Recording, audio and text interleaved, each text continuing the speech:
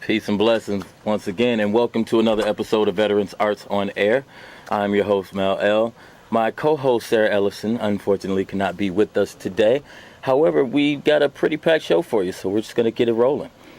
First off, we have invited Matt Mitchell, the artist behind the National Veterans Arts Museum's newest exhibit, 100 Faces of War, to call in and speak with us, so we'll be hearing from him a little bit later. And as always, your calls are most welcome, so please give a call to the number at the bottom of the screen, and we'll talk about some of our upcoming events and such. But before we get into our new things, we've got a few of our old news that we like to kind of talk about just a little bit. First of all, last month, we celebrated Chicago Artist Month with the Esprit de Corps workshops.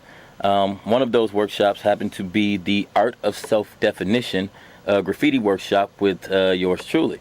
The workshop actually turned out to be a pretty fun event. We had some folks from all ages come out to hang out with us during that time. One of the pieces that we have here was actually from the Esprit de Corps workshops, started just before that other workshop. Here we have Patrick, who is our videographer, talking about some of the different pieces from Esprit de Corps. And of course, this one here, which would be myself talking with some of the students about stenciling and various ways that we create the different art that we do. So this was from our Art of Self-Definition portion of last month's Chicago Artists Month. Also, October 23rd through the 26th, the National Veterans Arts Museum education team went to London for MozFest, representing the High Chicago, and also shared a digital workshop creating animated images called GIFs. Yesterday I was, today I am.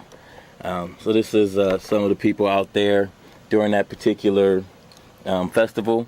We sent out 2 of our educators from the National Veterans Arts Museum out for that, and they were also joined by some other people that the National Veterans Arts Museum has done a lot of different work with over the years. So it was a wonderful trip. Hopefully next time I'll get a chance to make that trip along with them, but they had a great time, met some great people, did a lot of very interesting work creating and working on some other pieces for the upcoming educational stuff that we do with our youth there at the museum. The first long-term permanent satellite location for the National Veterans Arts Museum is being established in Pittsburgh, Pennsylvania, located at the Sailors and Soldiers Memorial Hall. Features artwork from the National Veterans Arts Museum permanent collection. So for any of you all who are out there in the Pennsylvania area or will be visiting in and around that area pretty soon, definitely feel free to stop by and take a look at the work. We'd love to hear what you guys think of what's going on there, the artwork that is up there, as well as what you all might like to see come out there from our permanent collections in the future. All right. September 12th, we hosted a graffiti workshop called Peace, Love, and Spray Paint. We were pleased to have Soda Pop, Hugo Reyes of Chicago attend this workshop, along with guests George Colon from New York and Shay Cardona. So really quickly, we're going to show you guys a brief video that was compiled of all of the work that was done during that particular workshop. So here we go.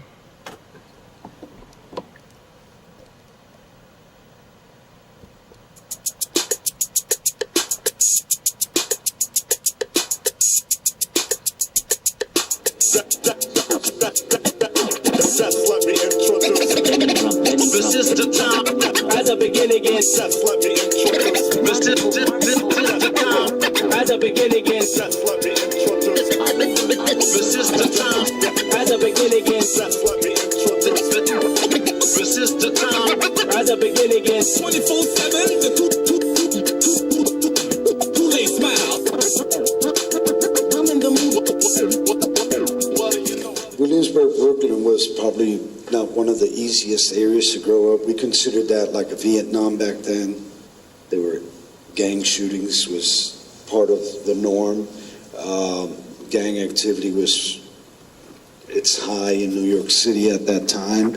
So my escape became graffiti. And I had one person that believed in me, and that was my 8th grade teacher. I'll never forget. His name was Mr. McGrath, and he's the one that really believed in my art and got me into the High School of Art and Design. And so, amidst of all the gangs and the activities, he just said if I go there, it would be a good thing for me to get away from the activities of that and go and learn how to draw and paint.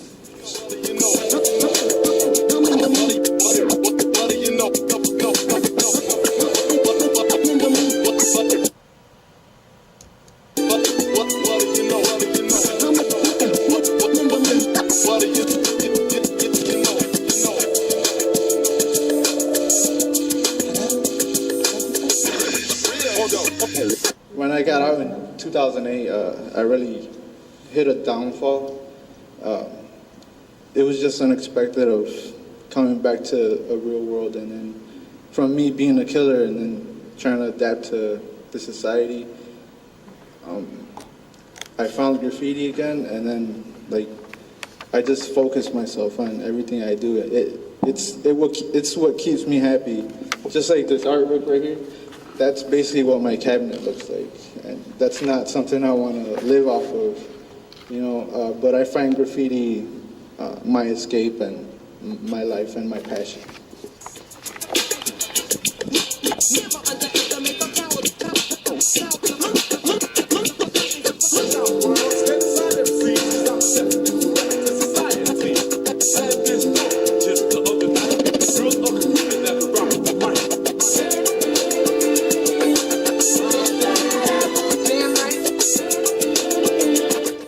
Try to include people that do not have experience in it, because again, this is an adoptive thing. So whether you're doing the stencils like Banksy, or you're going to go and do a big huge readable roller blockbuster, however you're going to get your point across, you are, no matter what, because it's going to be in you, and it won't leave you until you get it done, depending on how determined you are. So just be determined, and you have your group, and try to do as much research you can, and network with people that are familiar with what's going on, so that way you can just influence to what you want to achieve,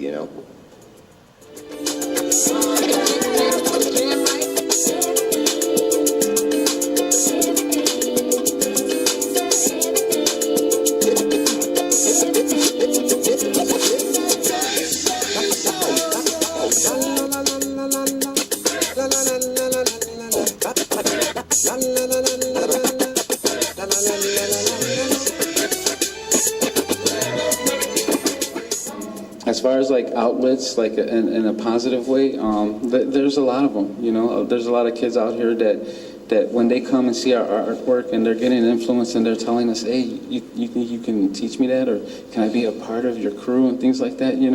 I mean, we accept it, because it's better to see them, doing art, holding a paintbrush or a can, than to see them holding a gun. And it's I don't care who you hit. As long as you hit it, you're part of the gang, Those are the types of things it never really affected me to want to join them, you know what I mean? To me, it was just I felt like you're cornered. You're secluded to one area where you can't go anywhere else unless your gang has another street area that you can go to, but as far as it goes, you can't go anywhere. You're limited. Wow. For us, graffiti artists, it's unlimited. The world is my canvas. I can go here, I can go there, and not have to worry about anybody trying to tell me who I am, where I'm from, and what am I doing, I could just be myself and be able to not be categorized as that,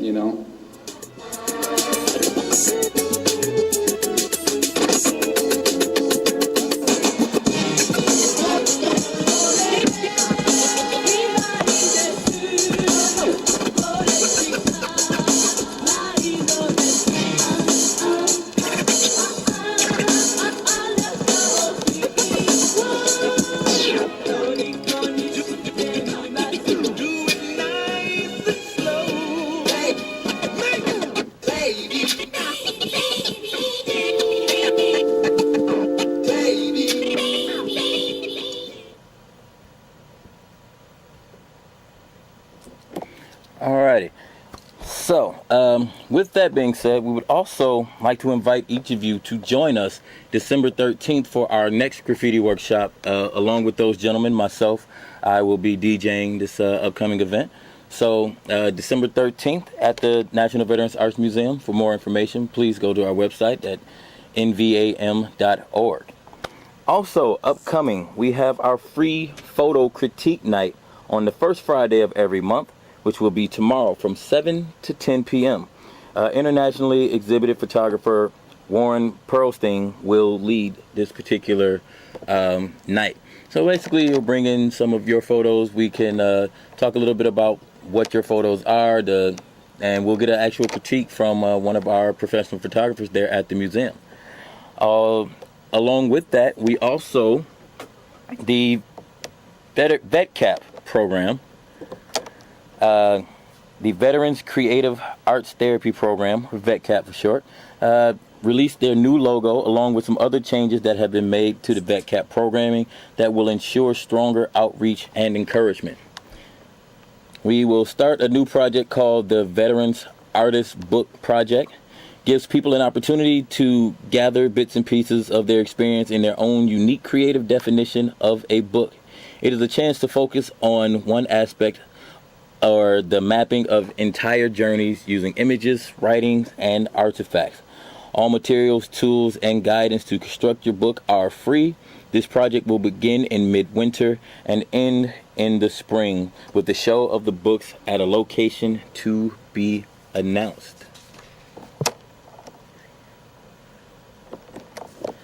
And last but not least, upcoming for Veterans Day, November 11th, the museum will premiere its 100 Faces of War experience. The museum reopens at 10 a.m. on Veterans Day. The public reception from 3 p.m. to 7 p.m. Levi, Ash, Matt will speak around 5 p.m. Light refreshments will be provided. If you would like to come to that particular event, you can RSVP on the National Veterans Arts Museum website. And with that being said, Matt Mitchell, who is the artist for 100 Faces of War, is on the line with us now. Matt, are you there? Yep, I'm here. How you doing? I'm good. How about yourself? Oh, good, good. All right. First thing first, I am excited to check out the new exhibit. Usually when these exhibits come up, I try to stay out of the museum for a while just so that I can get the full experience along with the patrons when they come in on that first day. So how you feeling about this? Oh, I'm feeling pretty overwhelmed, actually. Because, I've been working on this for 9 years. And so this is a pretty big thing for me to see all the paintings all at once and all these the conversations that go along with the paintings, all the things that people wanted to say next to their portraits. To see that all together is really going to be something, I think. All righty. So couple of questions for you. First things first, you began working on this in 2005, correct? Yep, that's right. All right, so what inspired you to paint the first portrait? Well, it's something I didn't really have any connection to the wars, and I thought maybe I'd start some kind of simple project where I'd just try and see how do some portraits of people and see how the wars were coming home. Okay. Yeah. So how did you specifically select the participants in this particular project? Well, that became a really interesting thing because as soon as I started the project, really, an interesting thing or an important thing about the project is that I decided after doing the first portrait, I should include some words pictured, and the words could be whatever that person chose to say next to their portrait, right? Okay, all right. Right, so as soon as I decided to do that, I realized I have to show a real spectrum of people. Then choosing people became really important, so I actually, I tried to find a variety of people on my own in the beginning. Uh-huh. And then later I worked with a sociologist to try and really get a really good cross-section built of who serves, what capacity people serve in, and just try and get a full picture of America. Okay. Were you surprised by anything any of the participants said during the interview process while you were working on these projects? Yeah, I sure was. A lot. Because but there's one thing that really stands out to me that I think says something about the power of art and working with people is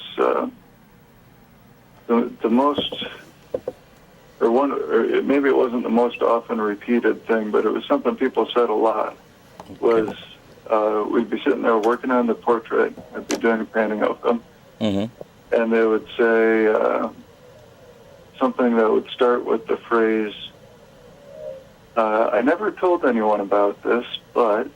Right.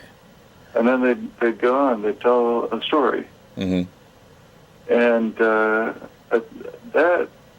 is mysterious, because why should you tell your stories to a painter?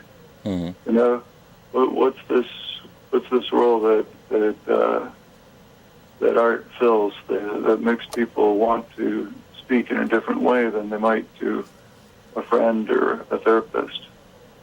And that makes a lot of sense. I've often wondered about that myself. Like, I think working at the museum, I think I've shared stories with more people, artists around there, than I think I ever had previously. But yeah, I guess there's something very therapeutic about the art for a lot of our people. So what I'm going to do now is we've got a few snapshots of just a couple of the photos that we have here in the exhibit that's coming up, and I'm going to take a look-see. So this is the opening page that we use for a lot of our promotional stuff for the actual exhibit. This first piece here, Tina Dexter, active duty Marine from Detroit, Michigan. Can you tell me anything that you remember specifically about this portrait here? Well, let's see. Tina flew out. She's stationed in San Diego. So she flew out for the day and met her at the airport, as I did with a lot of the last portraits. So we spent the day together. We spent about 8 hours or so.